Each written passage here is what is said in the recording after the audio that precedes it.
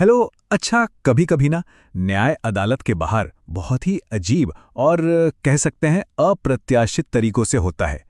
आज हम एक ऐसी ही कहानी देखने वाले हैं, ठाकुर का पेड़। ये कहानी क्रूरता और कर्म का जो अजीबो गरीब इंसाफ होता है ना, उसके बारे में बहुत कुछ सिखाती है। तो पूरी कहानी ना बस इसी एक सवाल के आसपास घूमती है। क्या किसी के मरने पर शोक मनाना एक सामाजिक जिम्मेदारी है, एक दिखावा है, या फिर ये सच में दिल से आता है? चलिए इसी गुत्थी को सुलझाने की कोशिश करते हैं। तो कहानी की शुरुआत होती है एक गांव से। गांव का जो सबसे शक्तिशाली जमींदार था, ठाकुर, उसकी मौत हो गई है। उसकी हवेली में एकदम सन्नाटा पसरा है और इस सन्नाटे को तोड़ने के लिए बुलाया गया है पेशेवर मातम करने वालों को, जिन्हें कहते हैं रुदालियां। अब सवाल ये है कि ये रुदाली होती कौन है? सोचिए जरा। ये वो औरतें हैं जिनका पेशा, जिनका प्रोफेशन ही है दूसरों की मौत पर रोना। उनका रोना धोना, पता है, असल में मरने वाले के रुतबे की निशानी माना जाता था। मतलब जितना जोर का मातम, उतना बड़ा आदमी। और बस यहीं पर कहानी में एक ट्विस्ट आता है। जब सारी रुदालियां जाने को तैयार थीं, तो उनमें से एक, जिसका नाम था झमकी, वो साफ मना कर देती है। जरा सोचिए, एक प्रोफेशनल रोने वाली रोने से ही इनकार कर रही है। आखिर क्यों? ठाकुर से ऐसी भी क्या दुश्मनी थी उसकी? असल में झमकी के इस इनकार के पीछे ना एक बहुत ही दर्दनाक अतीत छिपा हुआ था। एक ऐसी कहानी जो एक पेड़ से और ठाकुर की बेरहमी से जुड़ी हुई थी। हुआ ये था कि कुछ साल पहले जब एकदम हाड़ कंपा देने वाली सर्दी पड़ रही थी, तो झमकी का पति बहुत बीमार था। ठंड से बिल्कुल अकड़ा जा रहा था और घर में जलाने के लिए लकड़ी का एक तिनका तक नहीं था। बेचारी झमकी लाचार होकर ठाकुर के दरवाजे पर पहुंची, सिर्फ एक सूखी टहनी के लिए गिड़गिड़ाई। पर उस पत्थर दिल ठाकुर ने उसे धुतकार कर भगा दिया। और पता है क्या हुआ? उस रात बिना आग के झमकी के पति ने ठंड में ही दम तोड़ दिया। और अब ठाकुर का पाखंड देखिए। अगले ही दिन वही ठाकुर जिसने एक लकड़ी तक देने से मना कर दिया था, वो कंबल और राशन लेकर झमकी के घर पहुंच गया। जानते हैं क्यों? ताकि गांव वालों के सामने वो महान बन सके, दानी दिख सके। ये दिखावा झमकी के दिल में जहर की तरह उतर गया था।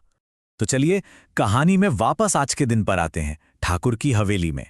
अब बाकी रुदालियां झमकी को किसी तरह खींच खांच कर हवेली ले तो आती हैं, पर वहां पहुंचकर उसे एक और बात का एहसास होता है।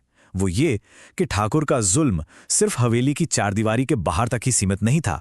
देखिए, जो ठकुराइन दुनिया के सामने गम में डूबी विधवा होने का नाटक कर रही थी ना, उसकी असलियत तो कुछ और ही थी। ठाकुर उसे नौकरानी से भी बदतर समझता था, उसे गरीब की बेटी कहकर जलील करता था, और तो और आए दिन उसे घर से निकालकर दूसरी शादी करने की धमकियां भी देता था। फिर एक अजीब बात होती है। जब सारी रुदालियां खाने बैठती हैं, तो अचानक ठकुराइन भी वहां आ जाती है और बिल्कुल भूखों की तरह खाने लगती है। सब लोग एकदम हैरान रह जाते हैं। और फिर ठकुराइन का दर्द मानो फूट पड़ता है।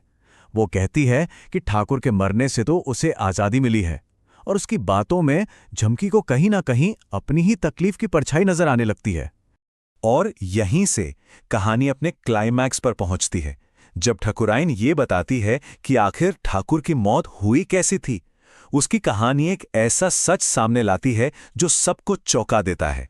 तो एक बार फिर से याद करते हैं कि झमकी का पति कैसे मारा था।